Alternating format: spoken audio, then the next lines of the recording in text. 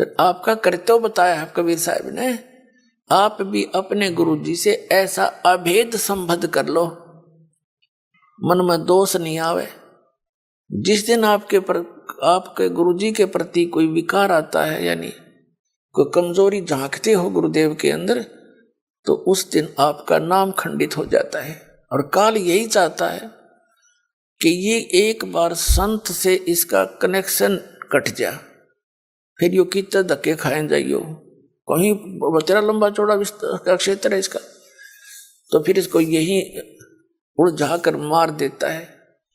तो परमात्मा कहते हैं द्वार धनी के पड़ा रहे, धक्के धनी के खावे, 100 काल जगजोल ही पर द्वार छोड़ नहीं जावे। एक ये फाइनल फार्मूला है इस भक्ति मार्ग में। इस परमात्मा कबीर जी के धनी के द्वार पर पड़ा रहे और इसी के धक्के खावे, 100 काल जगजोल ही, कितना ही काल आपको झटके देता दिखे पर परमात्मा से दूर नहीं होना, यह बहुत बड़ी भूल हो जाएगी आपकी। अगर जैसे हम अज्ञानता में यानी बगैर अध्यात्म ज्ञान के कई बार बहुत कमजोर सोच बना लेते हैं और हम भूल जाते हैं कि हमने युगों युगों से पापों की गठड़ी बांध रखी है। और उसके लिए परमात्मा कहते हैं धीरे धीरे रे मना, धीरे सब कुछ हो, माली सींचे 100 घड़ा तो समय आए फल हो।